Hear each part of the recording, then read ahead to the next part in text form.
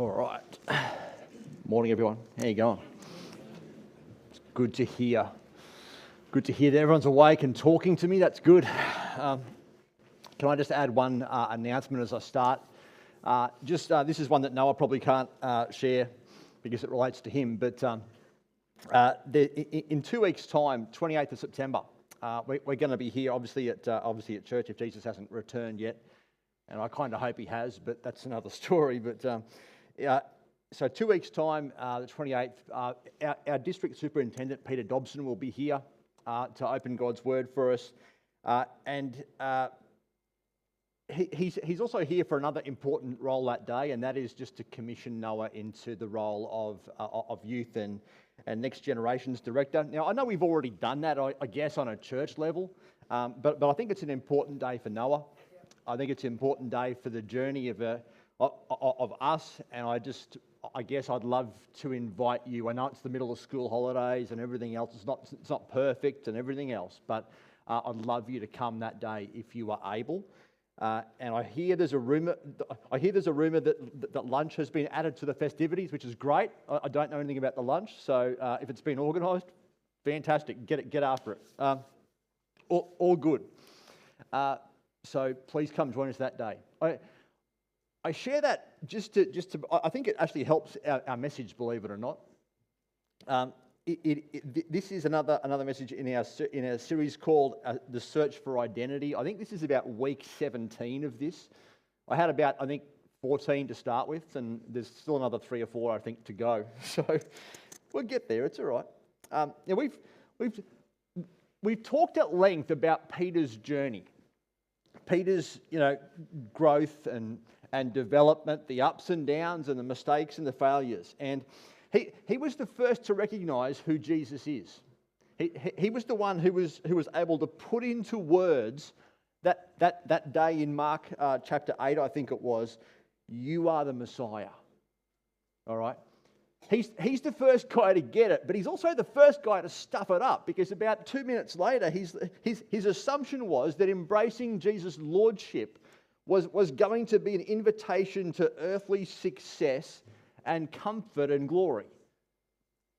And I think Jesus is pretty keen to fix that and tell him he's got his kingdom stuff around the wrong way. Jesus said something like, if you want to follow me, you must give up your own way. Take up your cross. Follow me. If you try to hang on to your own life, you'll lose it. But if you give it up for my sake, you'll save it. Jesus, in many respects, becomes the epitome of this when he accepts the path of suffering that this world will bring for our sake in order to receive glory one day coming, when that comes all comes together. So I guess We've looked at Peter's journey, we've looked at all the mistakes, we've looked at all the stuff that he's got wrong. And I guess the question might be, is there actually an end to the journey? Like, does Peter actually grow into anything? What is at the top of the ladder, if for want of a better word? And I think while we are always going to keep growing over the course of our lives, and we'll obviously never reach the pinnacle. Like, Jesus is king. Everyone okay? We ain't reaching his level. All right? That's never going to happen. But I think Peter shows us here that the highest level to be reached within the kingdom is servant leadership. And I'm not minimizing, even though I think Peter has a very clear apostolic gift, and he is probably a leader over a number of churches, it is still a role of servant leadership. He ain't bossing anybody around. He's leading by example. Verse 1 said, Peter, I too am an elder and a witness to the sufferings of Christ. Notice there that I think elsewhere he calls himself a fellow elder, and he also says, I am another person who will share Jesus' glory the day he returns. I'm not better than anybody else. He puts himself lower, okay?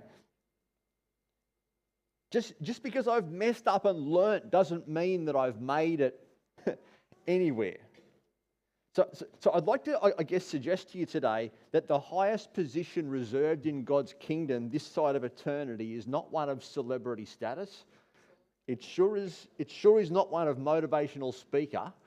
It sure is not one of inspirational leader, worldwide sensation, social media influencer with the I guess the power, prestige, the title, responsibility, and the corner office.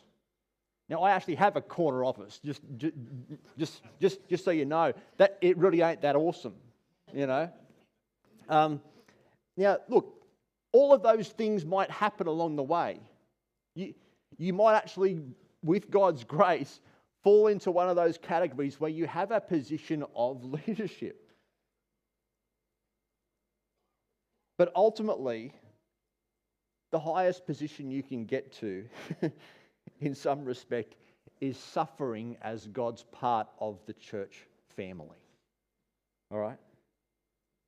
Now, it might be as, I guess, a pastor. It might be as an elder. It might be as a board member, and those roles are important, especially when you need to make hard decisions that have the capacity to upset some people. You've always got that, or you're forced to address something that went wrong last time, or you've got to go, let's do that differently next time. All of that stuff is always going on in any community, and Peter, no doubt, has a role across a number of churches, sharing words of encouragement. Dare I say, maybe by writing this letter, he's setting out a new vision for people to grow into. But the role of a servant leader, I think, is far wider in a church than just the pastor or the board member. I actually think it's far wider than that. It might be the worship leader who just spends 2 weeks probably stewing over what will happen that Sunday when I'm commissioned to bring people's attention who has been so busy elsewhere and so distracted elsewhere back to God. What can I do in terms of removing distractions and making things happen that day? Not that I can make anything happen in my own authority and power, but what can I do to bring people's minds back to where they need to be? It might be somebody who's actually not in church. It might be the person this morning who's reading God's word to our kids. That's a position of servant leadership. It might be people who lead an outreach ministry of sorts, camps, programs, whatever. It might be people who lead a small group, who lead prayer, who I guess take on a role of spiritual responsibility and the care for others. And sometimes it's public, sometimes it's unseen. Sometimes it is leadership, sometimes it's leading by example. I would actually like to honour someone this morning who I think has been the epitome of servant leadership in our church for a number of years, and he can't be here. He was actually going to share some of his testimony of servant leadership with us this morning, but his health has, I guess, worsened a bit and he can't.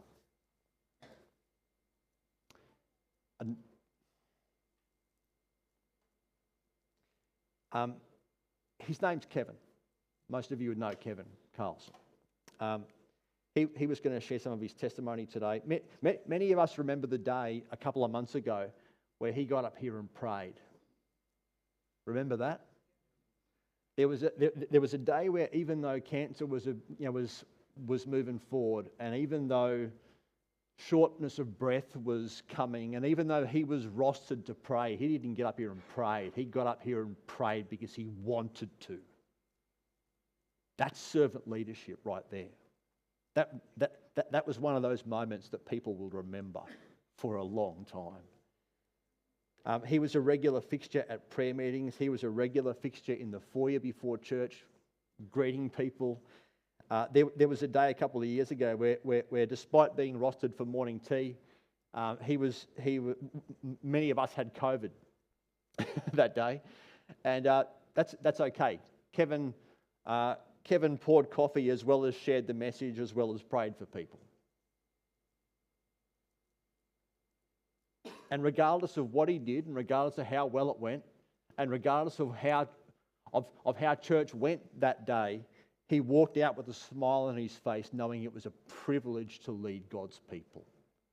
And what I want to say to you this morning is his life, I think, has been the epitome of servant leadership.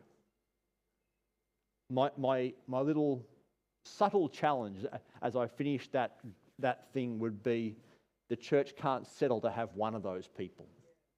You've got to have dozens. We've got to have a lot more than dozens.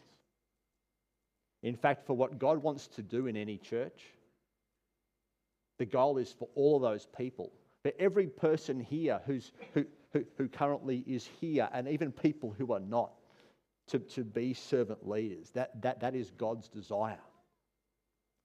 Number 2, the highest desire of servant leadership is growth in others. Verse 2 said, care for the flock God has entrusted you. Watch over it willingly, not begrudgingly, not for what you get, but because you are eager to serve. There's a now look, I don't think as a church you need somebody to care for you and visit you, although there's nothing wrong with that. I'm not going to disparage that, all right? I just think that what Peter's got in mind here is a little bit deeper, okay? Peter refers to everybody in the church as a flock of sheep. I think sheep was the mindset there. And I'm no sheep farmer. I'm only going off what I've picked up. I'm no expert on sheep, but my understanding is sheep are notoriously hard to move. All right? I'm fairly sure that God had that Jesus had the same experience with a whole bunch of disciples over the course of the life, and I'm fairly sure that that's always going to be the case in any church family as well. It's kind of hard to move people. It's like herding cats sometimes. It's okay. Okay, there might be days where it works, but there'll be plenty of days where it's not, and that's okay. But I think what Peter has in mind here for servant leaders is not just caring for people. It is actually loving people enough to challenge them. It is loving people enough to challenge them to grow into all that God has in mind for them. I just want to say something. The goal of servant leadership is not come listen to me. All right? You need somebody convinced that Jesus is better and closer than anything else in the world, who will convince you to draw closer to him. You need somebody convinced that service in the kingdom is a joy to challenge you to get involved as well. You don't need somebody who's going to try to motivate you on an earthly sense. You need somebody with a passion to push you forward. That's servant leadership. And I started this message with a comment about Noah's role here. And the outcome we would love to see before God is not that Noah gets a great office, although he probably has the better office at the moment. I think all of the rubbish from that office has gone into mine. So that's... I haven't got any. Don't come meet in my office. Go into Noah's, and it's not. And the goal is not that Noah learns amazing things about God, and that and that people come to hear what he says. I know that his greatest dream. I know that my greatest dream. I know that the greatest dream probably of the church is that the next generation become growing spiritually and called deeper into all that God has for them. And Noah just is essentially there to push and prod and encourage them in many respects that God has far more for them. I don't think it's a mistake, by the way, that we had 2 of our teenagers lead church this morning. And pray for them as they go lead goodness knows how many more people next weekend in Sydney.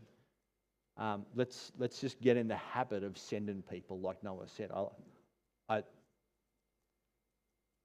The church thinks too small. The church thinks far too small a lot of times. I'd like to think that we actually could be getting in the habit of sending people a lot more.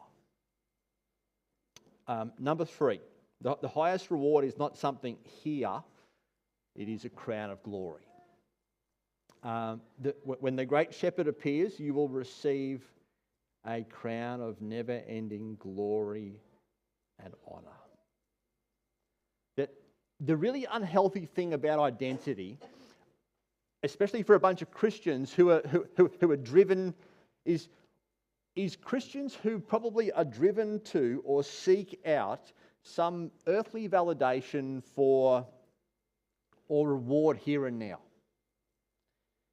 And your identity is great when you perform, and your identity is awesome when people tell you you've done a good job, but it's shattered when things go wrong or you don't get the affirmation you dream of, okay?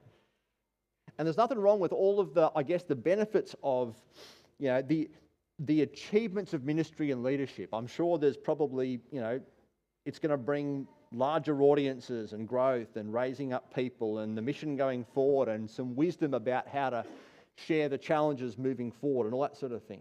But the goal of servant leadership is not pats on the back. The goal of servant leadership is the day when Jesus returns and puts a crown of glory on your head.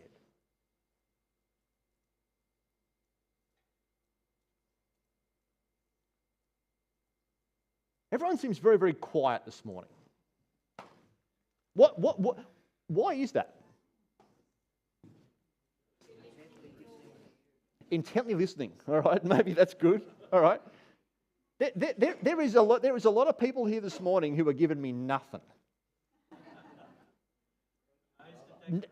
Nothing at all. And it's here's the good thing. I don't need your affirmation and encouragement. I really don't.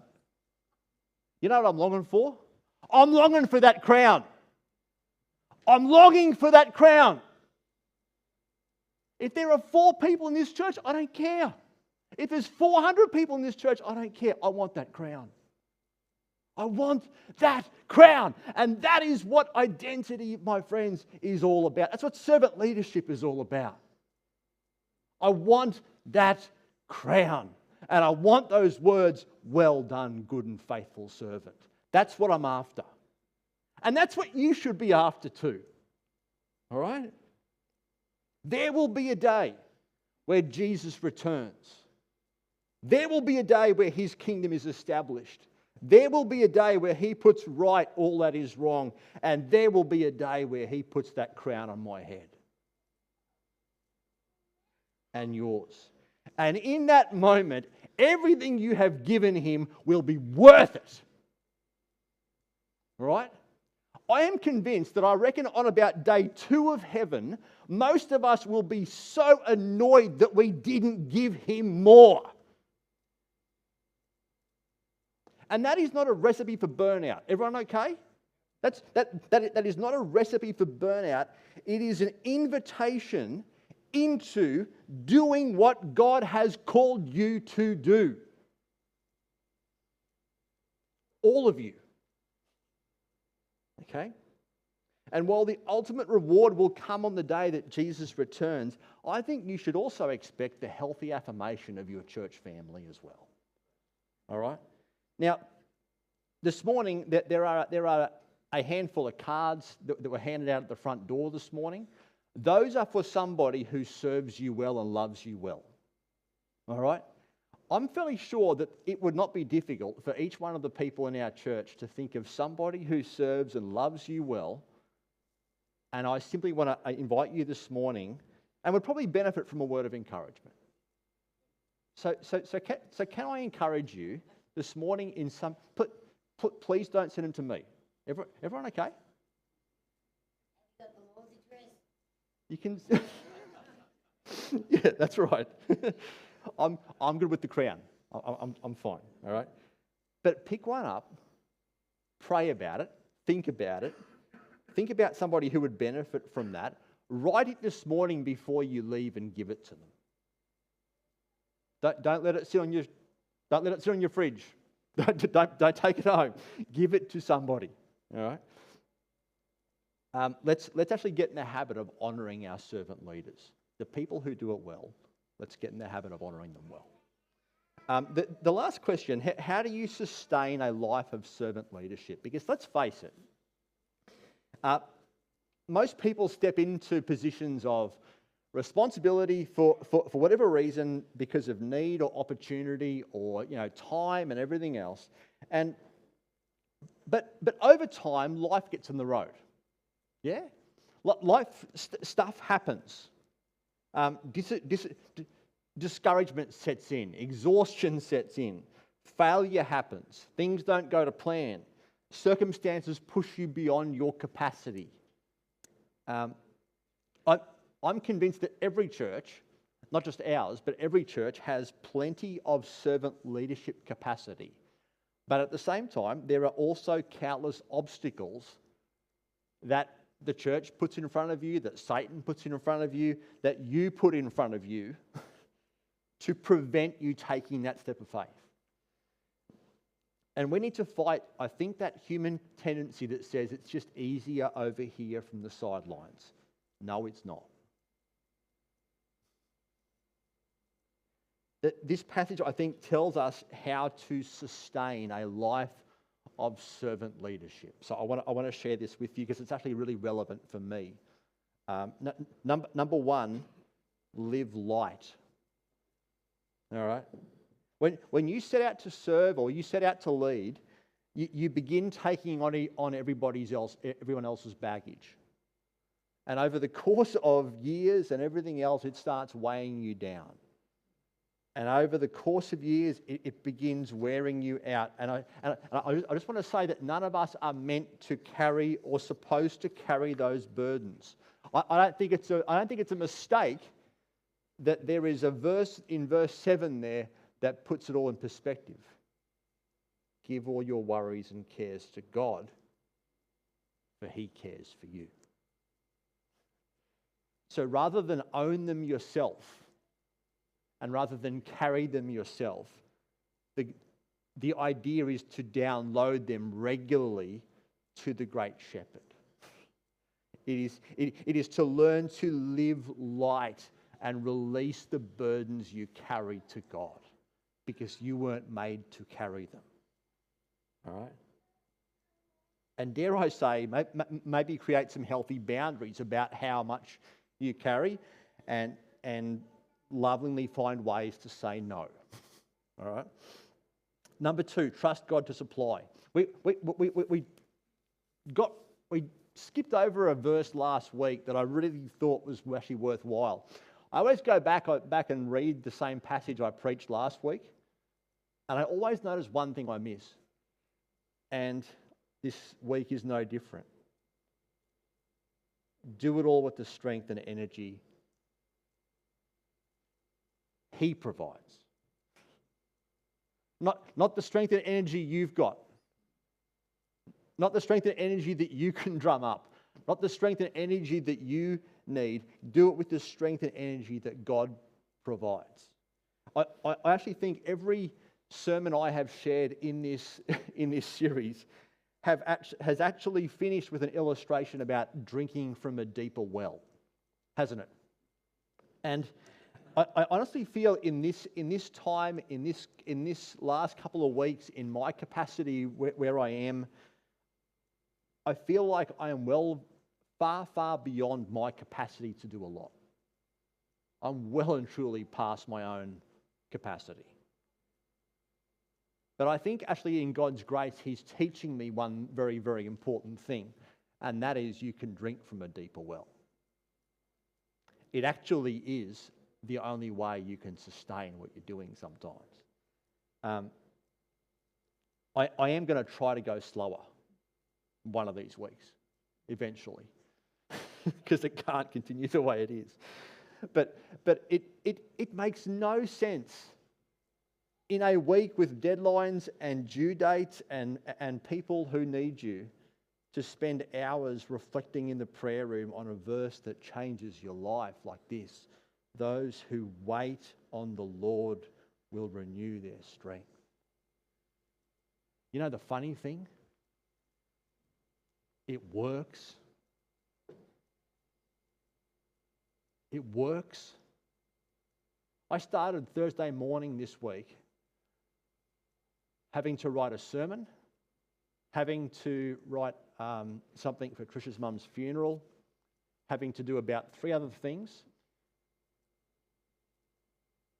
I had nothing. I had absolutely nothing to offer. And I resolved before God that I was going to pray through this. I resolved before God that I was going to do this His way, not mine. So a couple of hours in the prayer room went along. God gave me the sermon, God gave me the funeral, and God renewed my strength. It is the most countercultural thing that you will ever see, and the weirdest thing that you will ever do. But the only way you can sustain servant leadership is to do it in His strength rather than yours. And it is so weird when everything in you is like, I want to do it my way. Yeah. Remember that analogy of the bucket? You're only as full as the lowest hole. Yeah? So let me ask you again, what stream are you drinking from? What is the source of stuff that you are listening to and the stuff you need to turn off and give up? And if you've given up on this idea of servant leadership, can I just ask you this again? Will you wait upon the Lord and let Him renew your strength? Because He will. Number 3 is develop humility. The verse was, God opposes the proud, He gives grace to the humble. It's not necessarily thinking of yourself less, although that's probably important. I just think this probably could be reduced down to keeping a big perspective of God. You know, one of the things that I reckon that life does to us is that we sort of start out with this little, we start out with this big G idea of God. He's amazing and I'm not. And you know what life sort of tends to do over the course of a life? It sort of pushes you to sort of make God a bit less and make you more. All right? And I think, which is probably the path to compromise, it's probably the path to failure, it's probably the path to a whole bunch of other things I don't have time to mention this morning. So we actually have to, I think, develop the need to keep our eyes fixed on something. And I want to suggest to you, we've got to maintain that big perspective of who God is. All right? Because if you lose the fear, if you lose the healthy respect, if you lose that, He's just a little G God. He just operates over in the corner there, and I'll go talk to Him when I need to. That ain't the God who leads this church.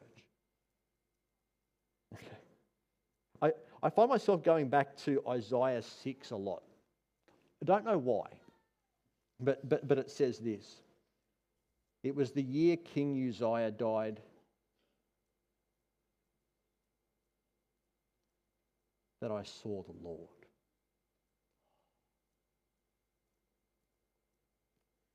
He was sitting on a lofty throne.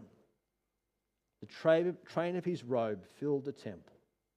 Attending Him were mighty seraphim, calling to one another, Holy, holy, holy is the Lord of heaven's army. The whole earth is filled with His glory. Isaiah goes on, when he sees God's glory, remember what happens? He's reminded of God's glory. He recognises his own smallness. He recognises his own sin. He recognises his own shortcomings. He recognises his own unworthiness. But when God says, "Who will I send?" He's like, "I've got nothing, but I'll go." That, my friends, is the epitome of servant leadership. I've got nothing, but I've got a big perspective of who my God is, and wherever He calls me, there I will go. And that, my friends, is what I would like to leave you with. Each one of us has a calling on our life. Each one of us has something that God has uniquely gifted and motivated and put a passion in our soul to meet. The only question is, will we? The question I'll put before you as we consider our own lives this morning would be this. When you're reminded of his glory, would you recognize your own sin and allow him to come and do that work deep within you? And as we consider the rewards and the costs of service and servant leadership, my last point would be this. Is he worthy?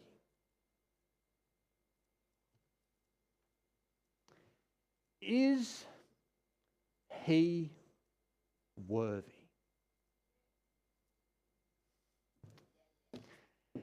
Is he worthy? Yes! Yes, he is. He's worthy of it all. He's worthy of that in my life. He's worthy of that in yours. He's worthy of that in your marriage. He's worthy of that in everything. He's worthy of it in your home. He's worthy of it in your workplace. And he's surely worthy of it in all you give to him.